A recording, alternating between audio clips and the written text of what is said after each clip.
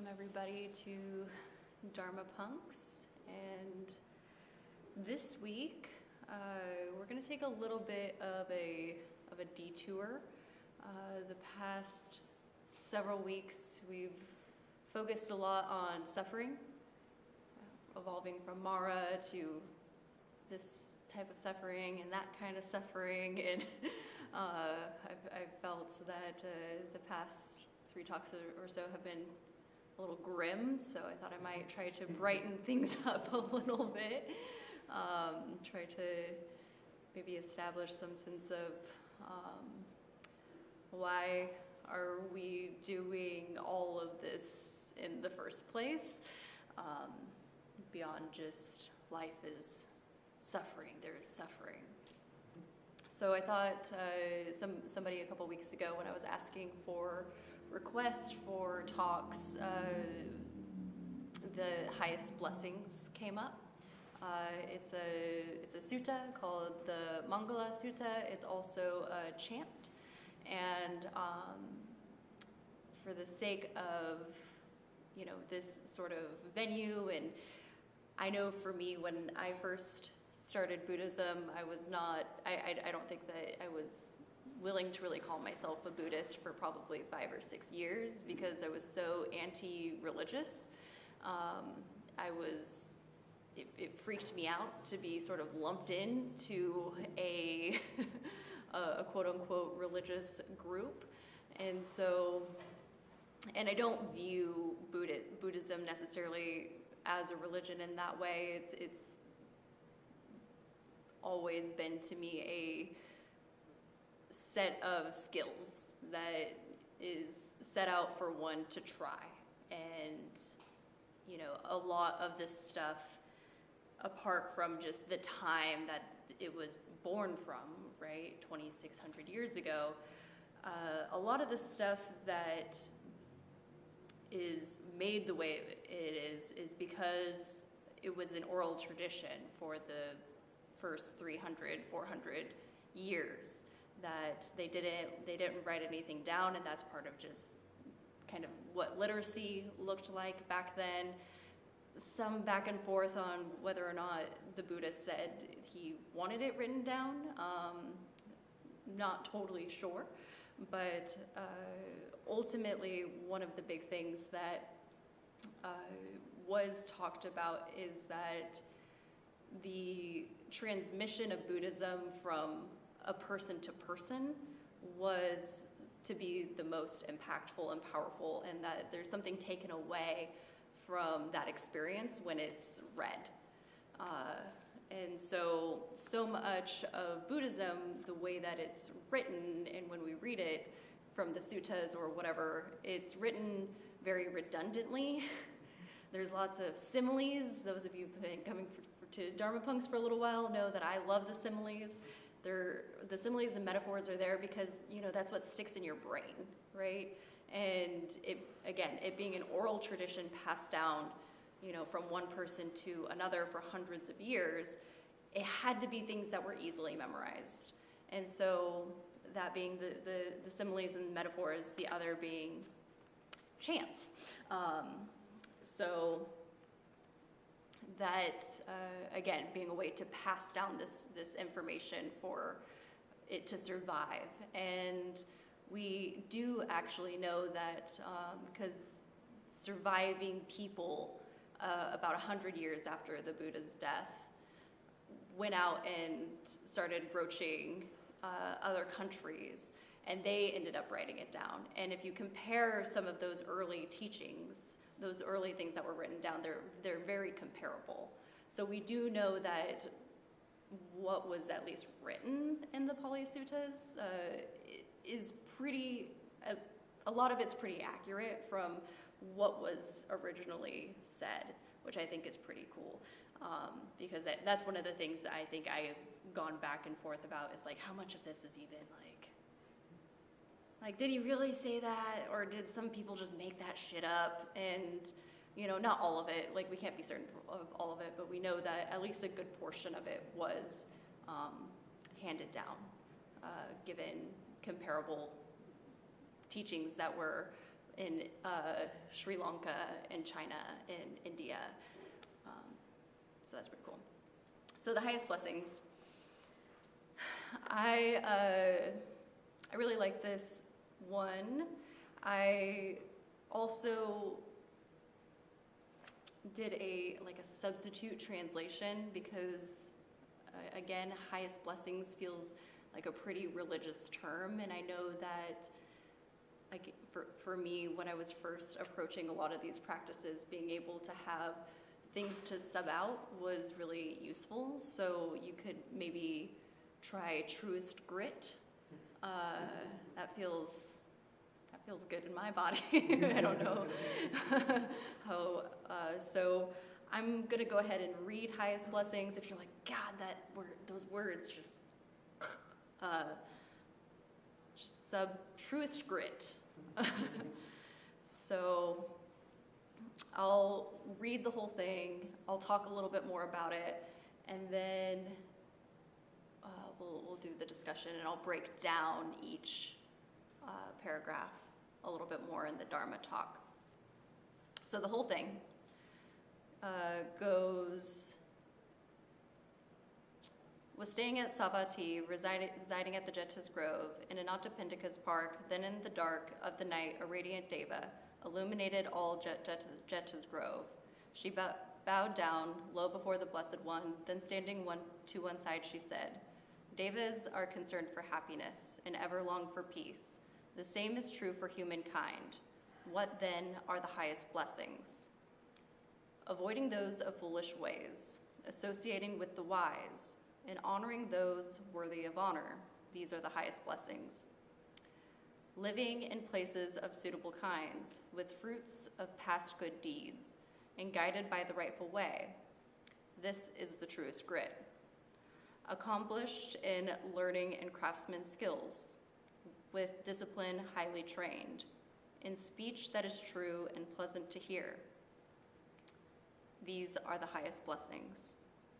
Providing for mother and father support, and cherishing family, and ways of work that harm no being. This is the truest grit. Generosity and a righteous life, offering help to relatives and kin, and acting in ways that leave no blame. These are the highest blessings. Steadfast in restraint and shunning evil ways, avoiding intoxicants that dull the mind, and heedfulness in all things that arise. This is the truest grit. Respectfulness and of humble ways, contentment and gratitude, and hearing the Dhamma frequently taught. These are the highest blessings. Patience and willingness to accept one's faults, seeing venerated seekers of the truth, and sharing often the words of Dhamma. This is the truest grit. Ardent, committed to the holy life, seeing for oneself the noble truths, and the realization of Nibbana. These are the highest blessings. Although involved in worldly tasks, unshaken the mind remains, and beyond all sorrow, spotless secure. This is the truest grit. They who live by following this path know victory wherever they go, and every place is safe for them. These are the highest blessings. So we'll jump into those a little bit more deeply, but I did want to reflect actually a handful of you were in India with me, not with me specifically. We were all there together in India last year, and we actually got to hang out, Savatthi, residing in the Jeta's Grove, in Anathapindika's park. It's a real place on the map. You could go there. And there's a bunch of bricks. Just piles of bricks. It's quite a wonder. There was a tree there.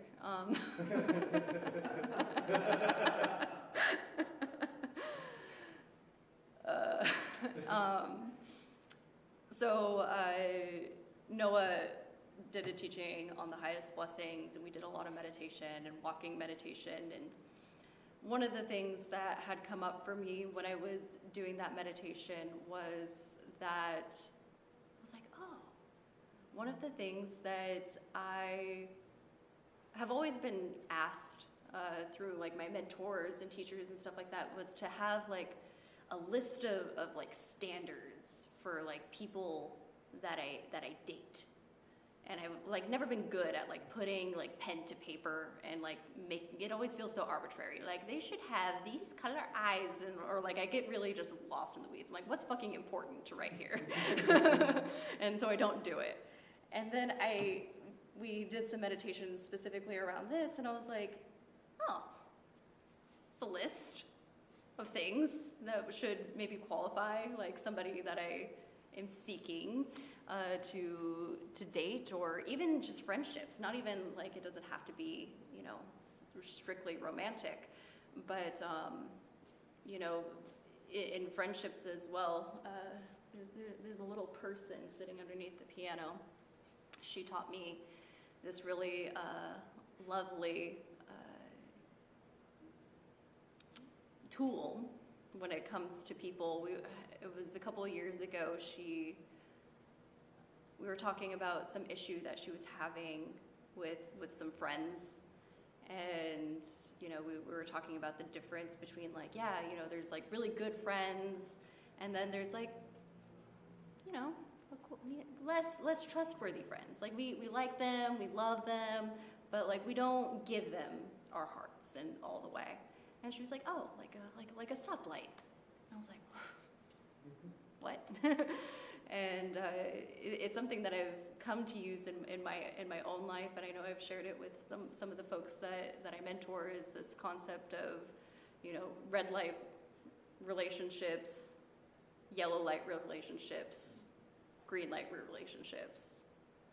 And so for me, when it can be hard to like really know, like what's a green light relationship? I feel like this is a pretty solid list of like green light.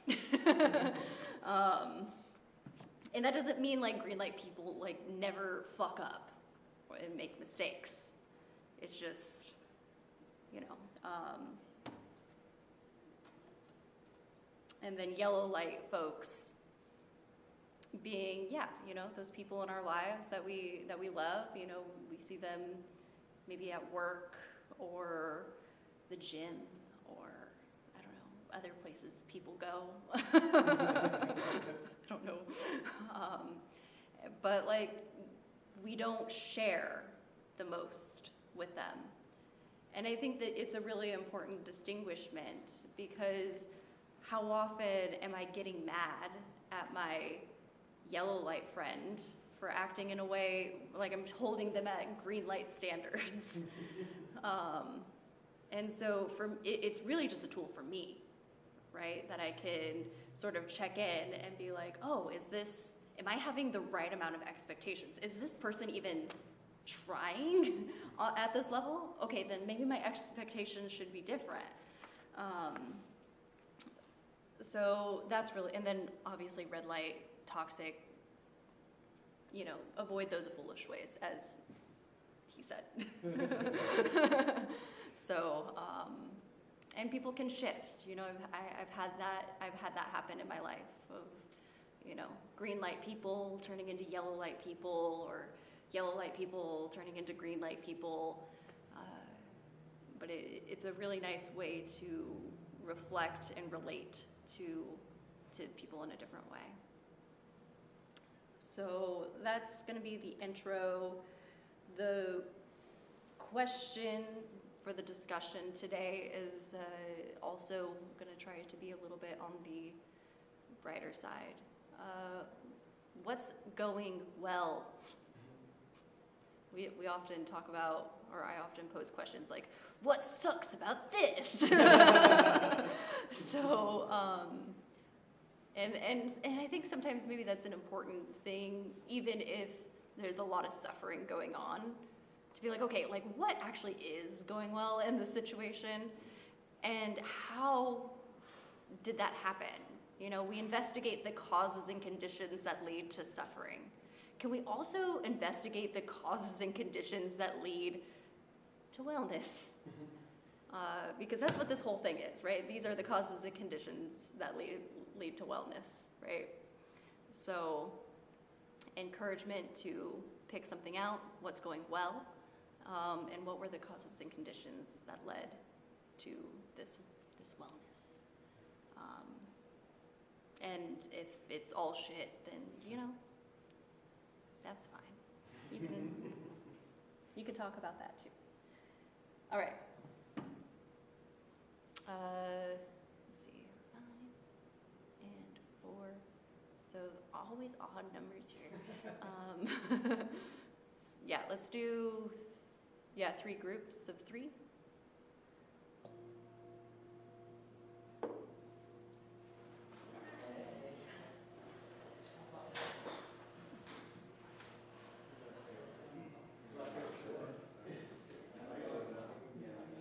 Do you need to pause this? Good call. I do need to pause this.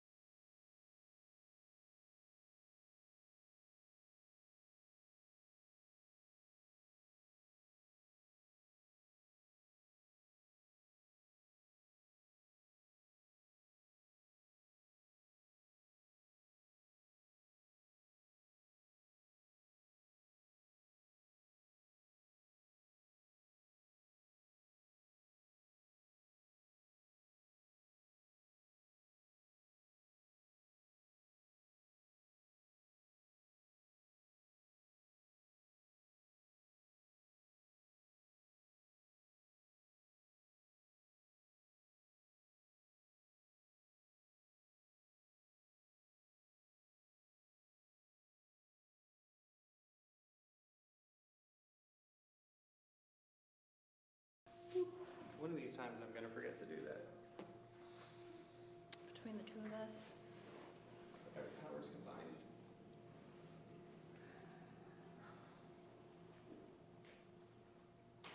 All right, we'll sit for about 30 minutes.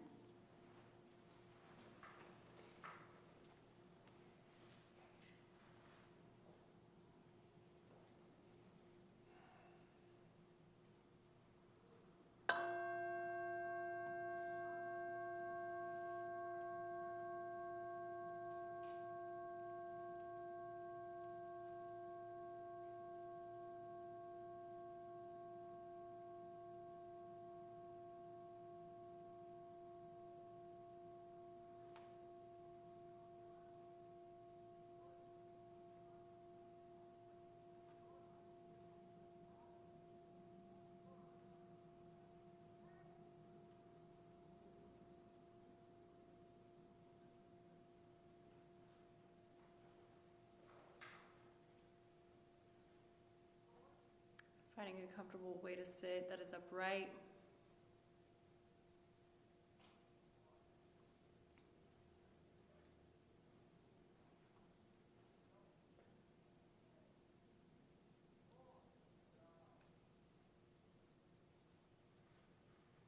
Establishing the posture.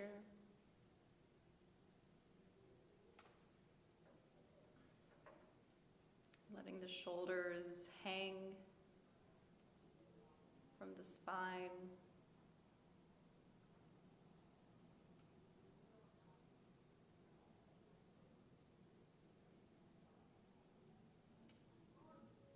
Like a coat on a coat hanger.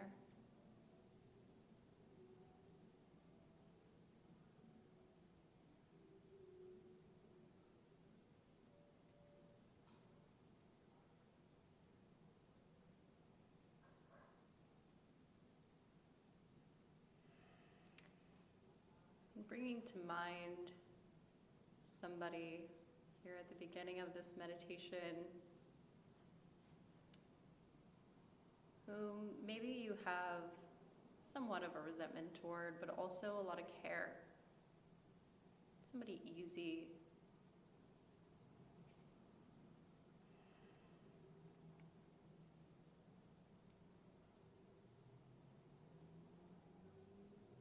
In the Buddhist tradition, there's this concept of merit, and that all that we do, we give it back. And so maybe at the beginning of this meditation, being willing to set that merit, who we're mailing it to, outright.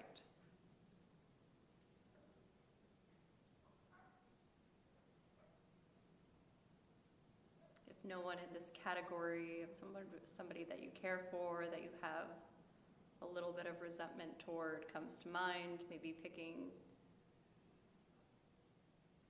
some sort of group that you are passionate about.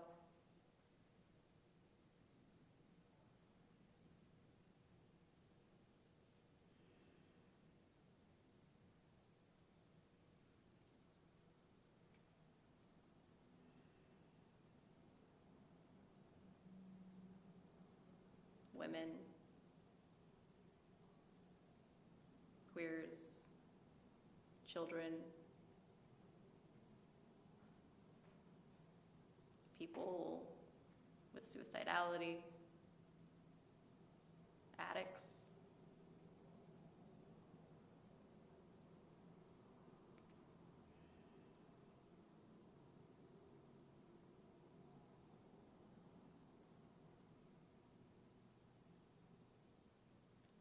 Picking this group or this person with the intention of any goodness that comes from this meditation being sent to them.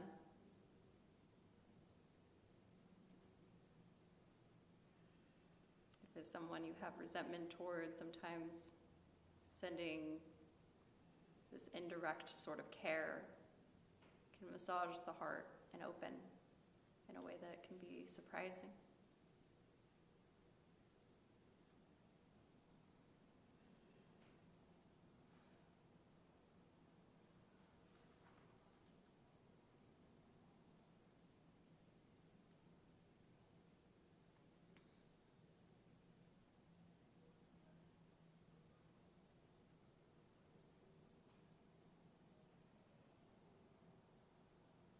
as we continue through the meditation, if you find the mind continuing to wander, remind yourself of this intention.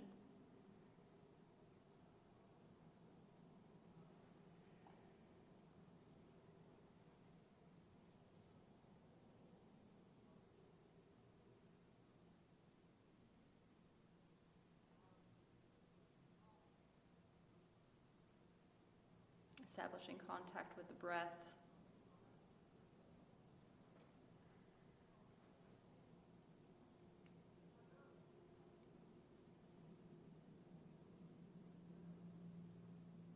Either in the rising and falling of the chest or the belly, or at the nose.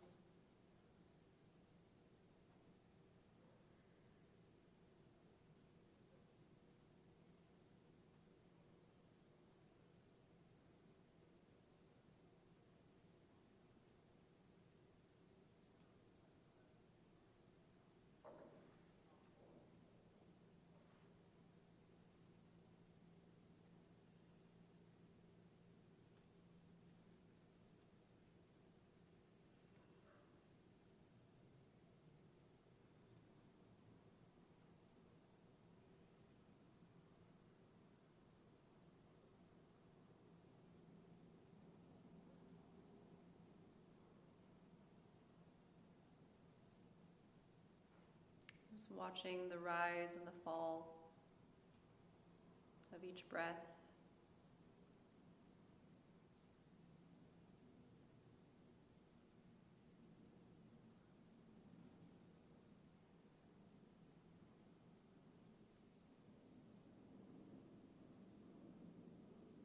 The Buddha often spoke that right concentration was needed in order for right mindfulness to occur.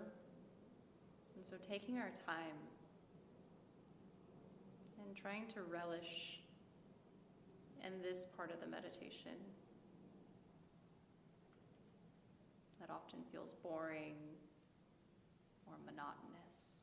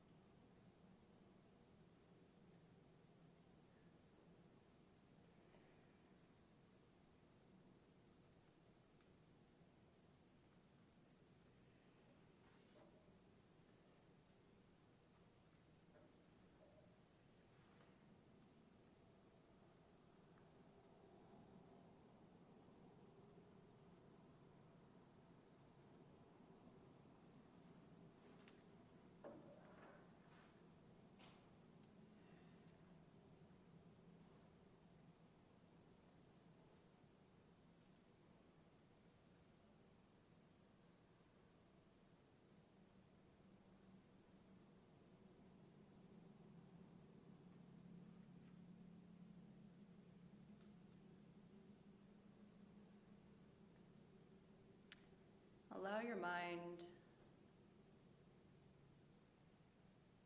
to just be in the background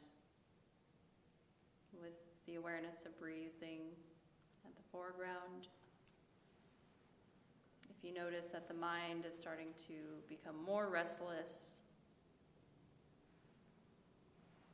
see if you can intuitively see where the breath wants to go next.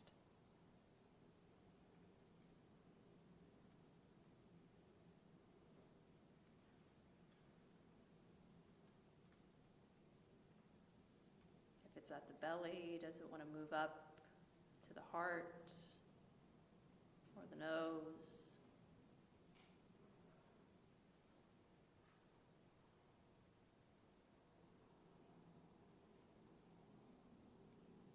I'm trying to stay with that neck space for a period of time, 10 breaths or more, and then when you find the mind getting restless again, just follow the breath.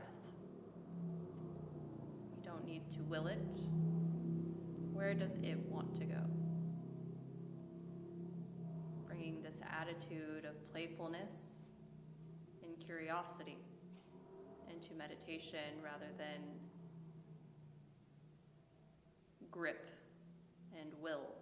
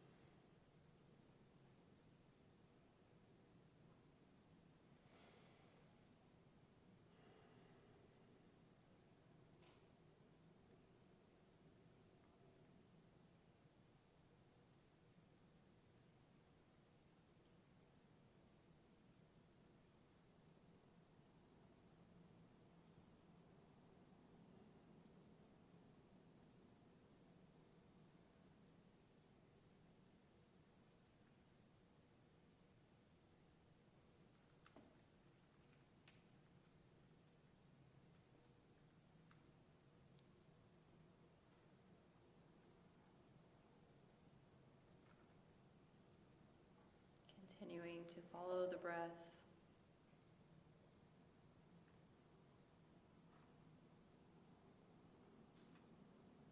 Wherever it wants to go.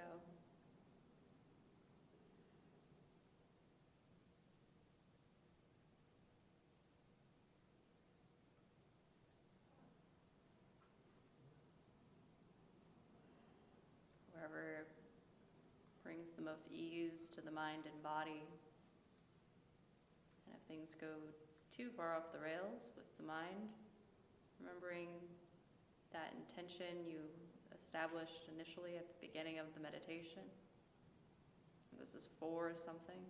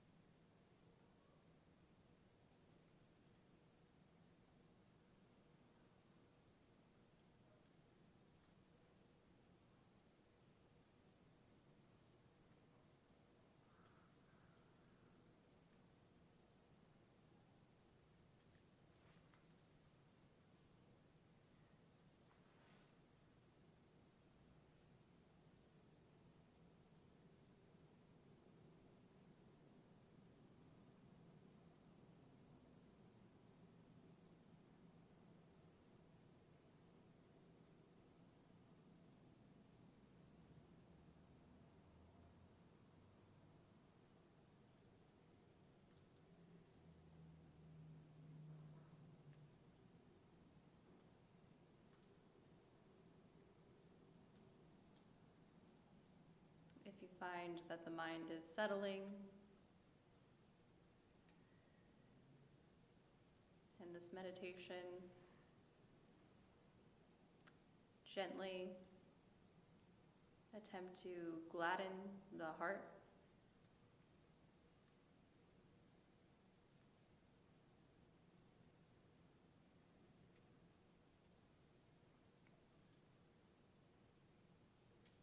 This might be done by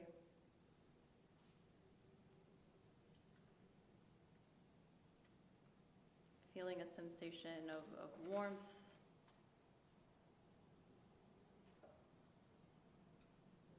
gently smiling on the inside of your mouth,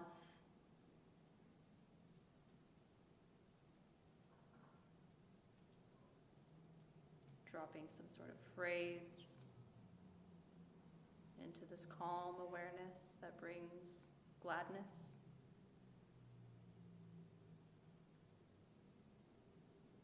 That could be settling the attention at the heart.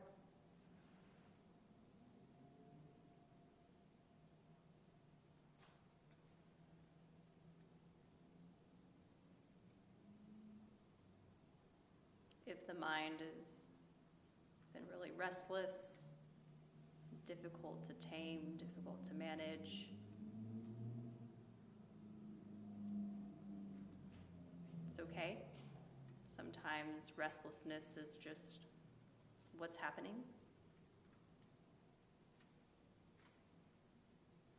There's nothing wrong. Just continue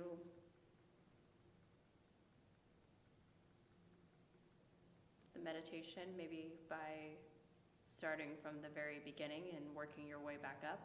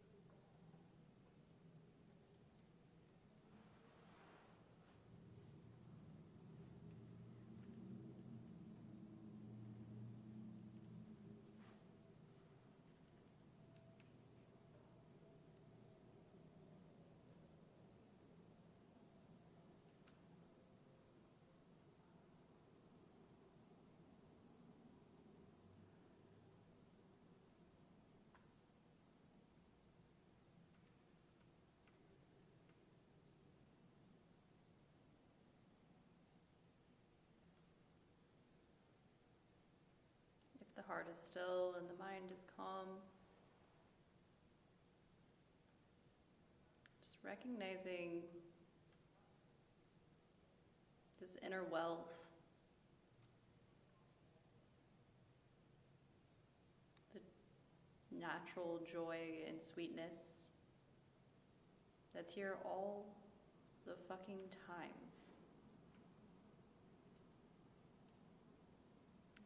That we're usually too caught up looking outside of ourselves, forgetting what's here.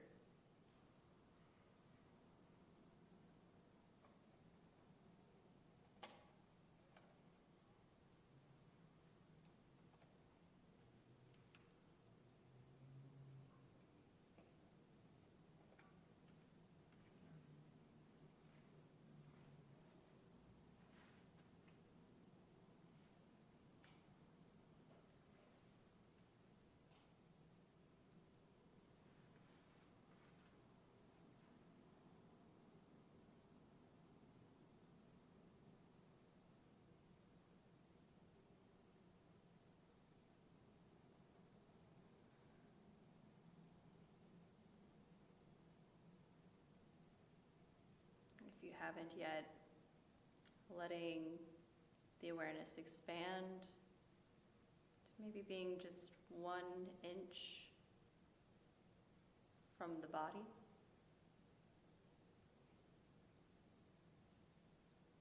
Seeing if you can push the awareness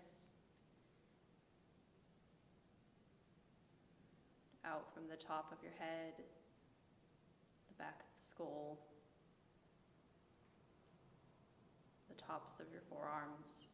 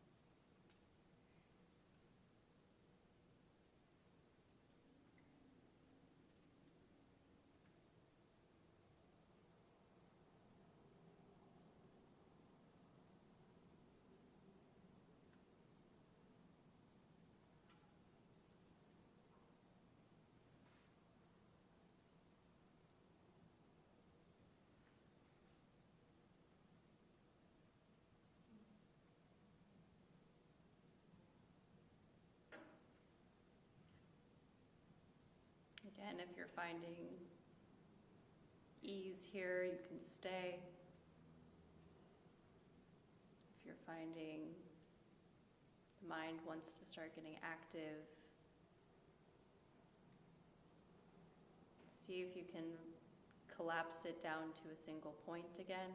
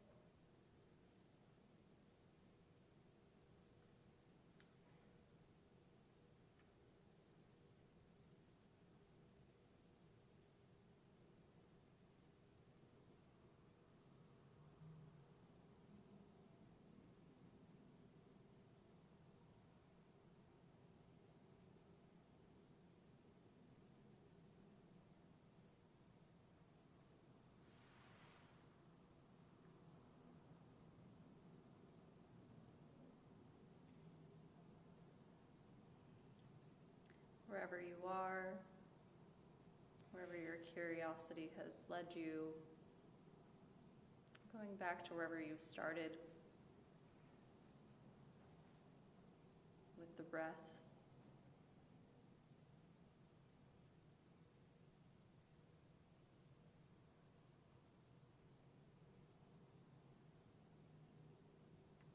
Remembering the intention you set, bringing a mindful investigation quality.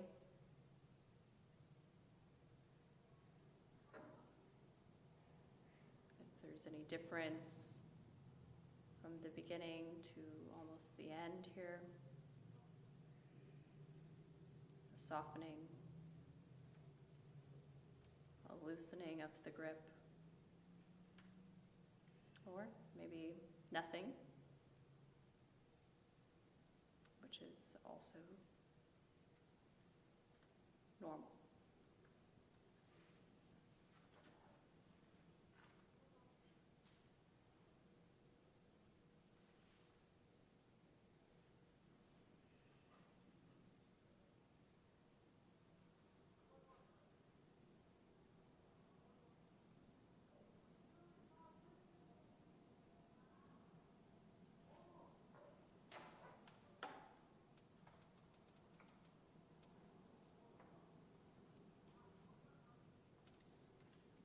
As we come to the end of the meditation, holding on to wherever you are at the breath as you slowly open your eyes and bring motion back into the body.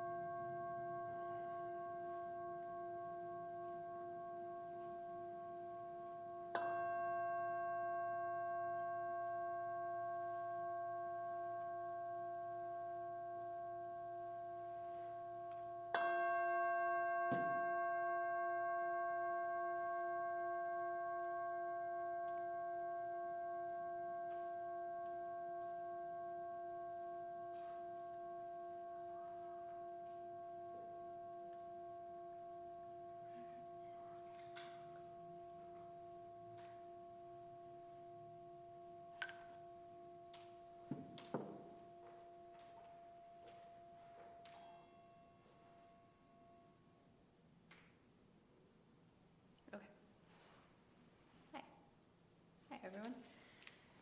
I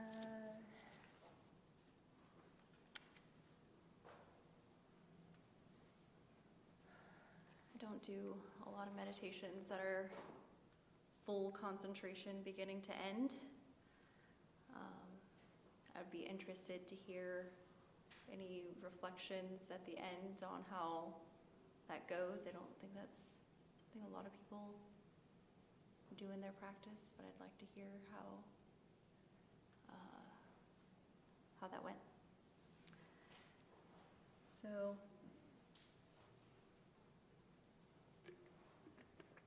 the highest blessings. Kind of just go through paragraph by paragraph.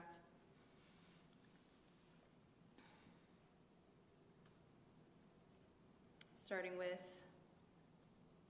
avoiding those of foolish ways, associating with the wise, and honoring those worthy of honor. I think that really ties into the last part that I spoke about in the introduction. It's always very interesting. It's something that I've noticed in my own relationship to Buddhist practice is we have a lot of emphasis on compassion and loving kindness and equanimity and all of these really beautiful heart qualities, and how much of that I mistook for a reason to be a doormat and to allow foolish people to do foolish things. And that's as much on me as it is on them. That was something that I had to learn, certainly the hard way. And so, again and again throughout the suttas, something that I feel is so necessary to point out, to sort of highlight and juxtapose the heart practices, that you can be compassionate and kind and equanimous and loving and still avoid those who are of foolish ways, and nearing ourselves closer toward people who have wisdom and are trying to move along this path in a certain way, or different way, I should say, is totally fine. And honoring those worthy of honor, what does that mean exactly? I feel like that's pretty straightforward. Being able to, especially in this society, honor isn't necessarily something that isn't really something we do as people. We don't go around honoring people. Maybe at the Grammys, or whatever. That's our version of honoring, is what celebrity crush, can I just gush about for 10 minutes, and that's the direction of honor. I think the big honor is where we sink our time, honoring those worthy of honor. How do people honor, right? People honor by,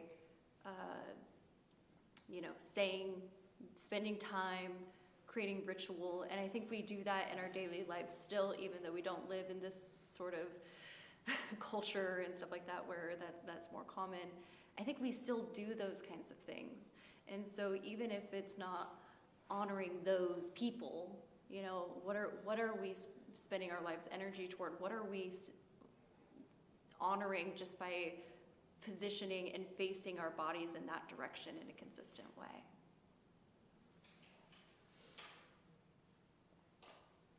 Living in places of suitable kinds, with fruits of past good deeds, and guided by the rightful way.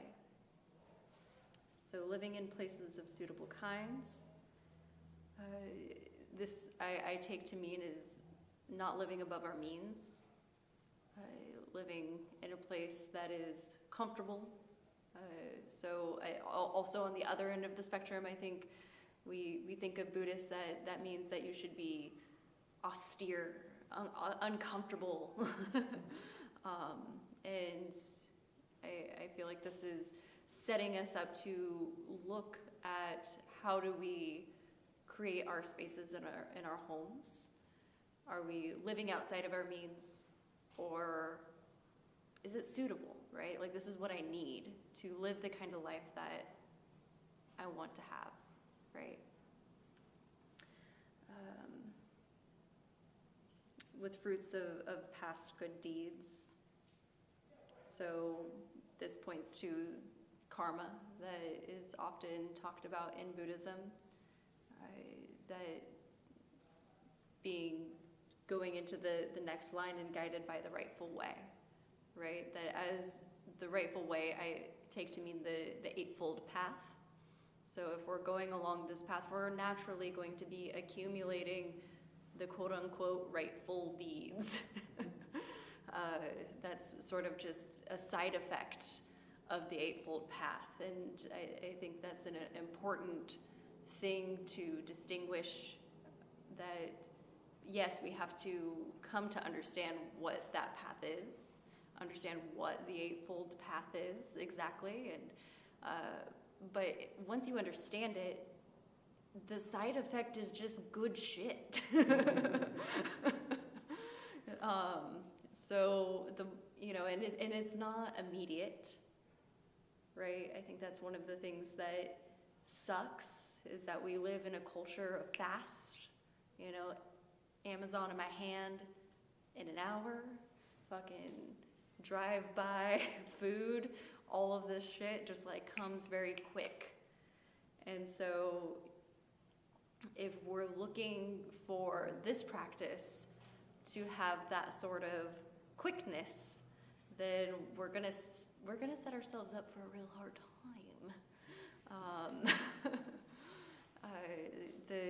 Of course, you know, the fruits of past good deeds do happen, right? Like just living a moral life makes for easier life, period. Seems like common sense. But sometimes that side effect can take a little bit longer than we want, or that we're used to. We're used to sort of having everything happen really quickly. And so recognizing that this is not a path that, you know, if you think you're gonna have the Eightfold Path done and understood by next year, this isn't the place for you. You know, they talk about check-in every 10 years. That sucks. I understand. That's brutal. But a much easier mark to compare where was I 10 years ago versus, you know, 10 minutes ago. 10 minutes after the meditation, God, my mind is already on fire. Left Dharma Punx, fucking played video games all night. What the fuck? Why am I not in line yet?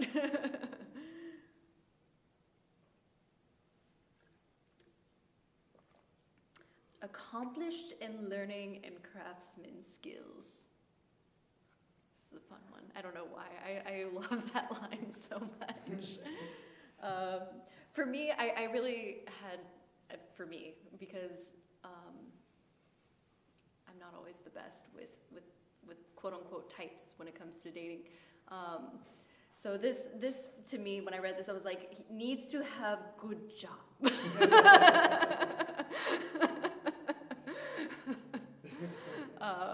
You know, and that doesn't necessarily mean like super wealthy and crazy, but just like, I don't know. I'm the type of person that will like see someone who like literally looks like they just got out of prison and be like, yeah. And just like, no, I need these kind of guidelines personally. Not everybody does. Some people are better than me. But also, on the personal side of things, you know, leaning into the things that we love. You know, even monks, right? We think that all monks do, or they sit around all day and meditate, and they don't. You know, they just sit there. They have hobbies, right? Like there's some that are really good at painting. There are some that are really good at writing, like the ones that write the books. And then there's the ones that you see all the time because they're on YouTube. Those ones are really good at talking.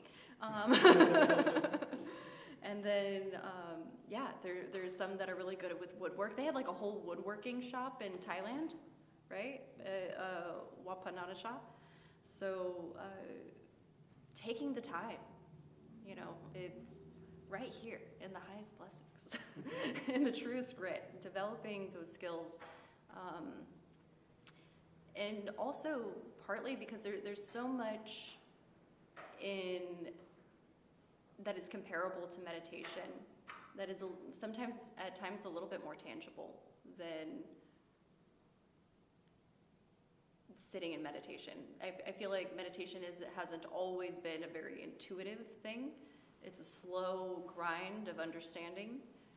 Whereas when I'm working on developing a skill, there's almost that same kind of concentration that we did in the meditation today that happens in certain types of skills that we do, right? You know, they call it the quote unquote flow state that you get in when you're like, you know, if you're a musician and there's that like grind of like trying to learn a scale and you're like deet deet deet deet and it's awful.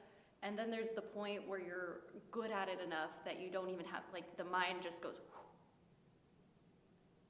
and that's a very similar state to what we're trying to compare our concentration practice to. So you can kind of double dip,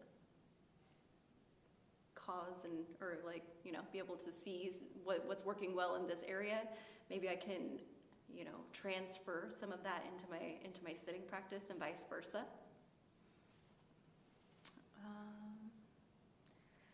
Speech that is true and pleasant to hear. I just skipped like 6 lines. No, I didn't. It was literally 1 line. I skipped 1 line.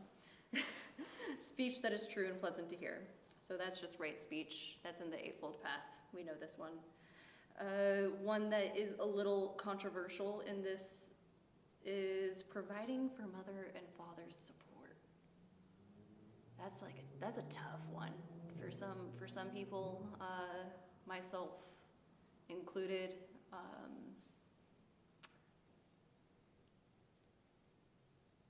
There's a part of me that is grateful early in my healing process that I didn't listen to my therapist.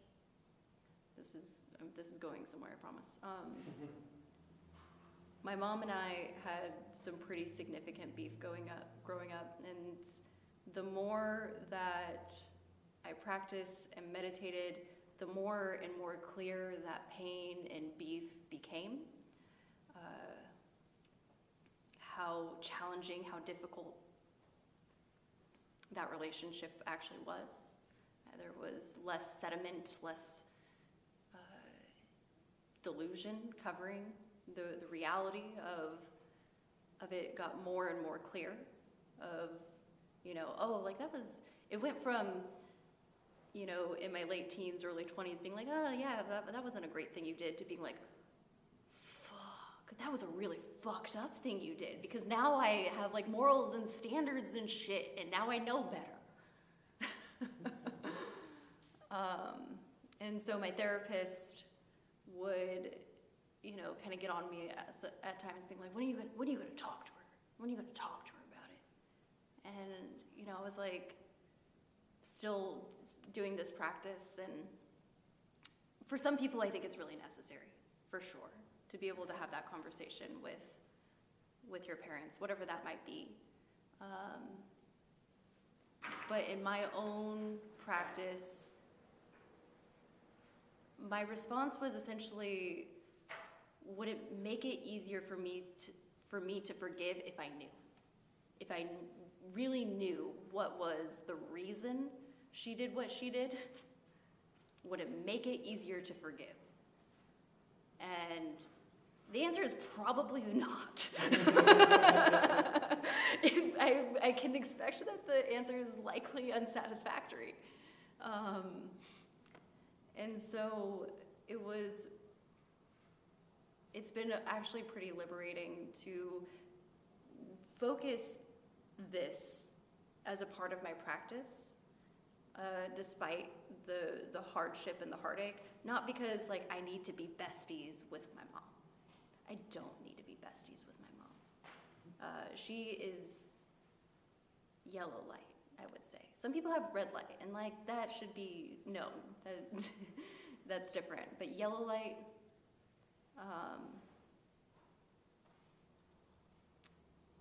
easier to forgive.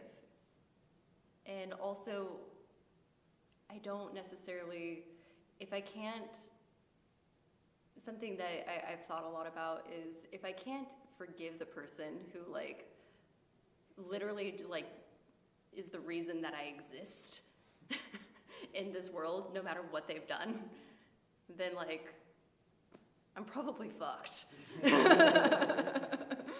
So that's something to consider.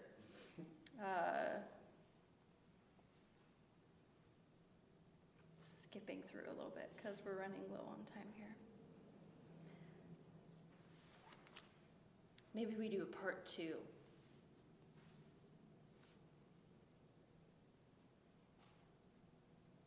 No, we don't.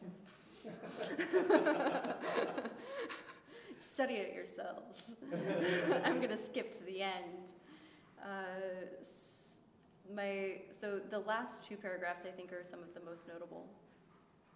Involved in worldly task, unshaken the mind remains. So engaging out in the world, we have this inner center and security. Beyond all sorrow. That sounds amazing. All of it. Not just some of it, all of it. Spotless, secure. Secure attachment shit? I don't know, maybe.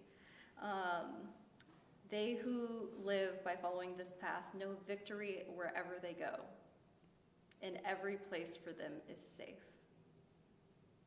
That last line, I think, is really beautiful. Because that's not fucking true, right? Like, not every place in the world is safe. I could walk out here and literally, like, get shot. This happens all of the fucking time. This world is not inherently safe. But what I expect that it means is that when we become safe for ourselves, we become a lot less shakeable, a lot less, we can't necessarily, stop random freak events from happening. We were talking about Final Destination on the way here, like misfortunes, like that, probably not that safe. We're probably never that safe. But safe enough that I can know what to do in a situation with somebody that is causing me a lot of pain and discomfort. Safe enough that I can protect myself in ways that maybe my parents didn't, and that maybe I couldn't have when I was younger. That's pretty cool. I want that. In the paragraph above it, it talks about, and the realization of nirvana. I don't know. I'm not going to go too deeply on this, but it's been something that's come up for me as a recent reflection. I didn't start Buddhism to achieve nirvana. I just wanted to suffer less, and it seemed like that was working for some other people in my life, and I just wanted what they had. And I was talking to a monk from Clear Mountain Monastery the other week, and we were talking something around the idea of enlightenment, and he was saying how he thinks, because you're not supposed to, if you have it, you're not supposed to say it. I guess that would probably kill it. But he says that he thinks he knows a few lay people who have it. And he was he was kind of gesturing maybe, toward me, and I was like, no. Maybe, I don't know. And I had to investigate that a little bit, because I was like, why am I so against it? Total freedom. Maybe it's just because it sounds too fucking it's up there with unicorns and dragons and shit. It's somewhere in that tier. It's not real. It's not possible. I don't know. Or maybe it's it sounds conceited. Yeah, I think I could get enlightened. That sounds kind of like a dick move, doesn't it? And so I was investigating, why am I so obstinate when it comes to looking at some of the more positive qualities of Buddhism and what it has to offer. And I think, there's something to being able to open myself up to that. I don't necessarily have the time to go fully into it, but being able to open myself up to, okay, maybe in this lifetime, I could do nirvana, right? Maybe. how does that actually change my practice? Does it change anything about my practice? If I start to let go of the limiting beliefs of, well, I could never do it. Kind of does for me. So, something to think about. All right. Thank you, everybody. Any questions? Thoughts? Notes on the meditation? I was wondering, the line about supporting the mother and father, Mm-hmm. when we first read it, I was initially thinking of a more kind of loose understanding of it, as more like supporting or honoring the masculine and feminine, kind of associating it with more indigenous wisdom. I don't know if in the suttas that would ever be a possibility, but... It's pretty well illustrated in the suttas. I like that interpretation. So I feel like if you don't necessarily have, if you have like red light parents, maybe that's a strategy to sub in there. That's a really cool idea. But there's similes in Buddhism where it's like you could carry your parents on your shoulders for like all the rest of your life and not have done enough. Like they're talking about parents, unfortunately. Trust me, I wanted to see if there was a loophole in that one too.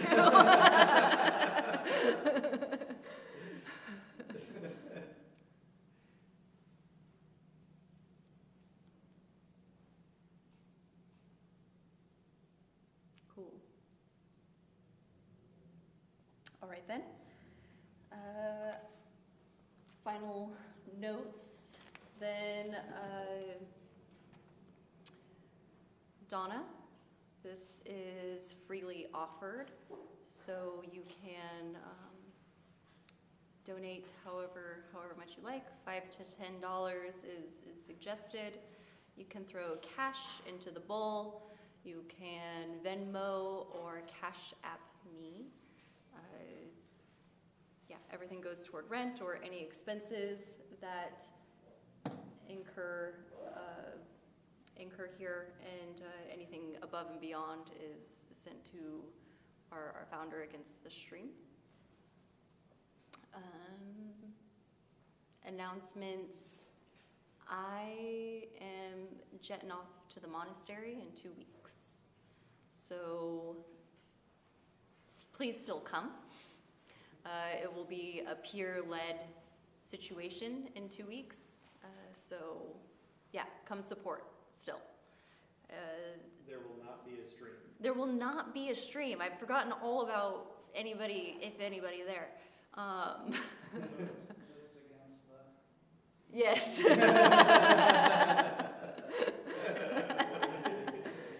That was amazing. All right. And with that, we will end with the dedication of merit. You can put your hands in Anjali if that feels comfortable to you. If not, don't worry about it. May any goodness that arises from our practice today be sent above and below to the seen and the unseen, to those being born and to those who are dying.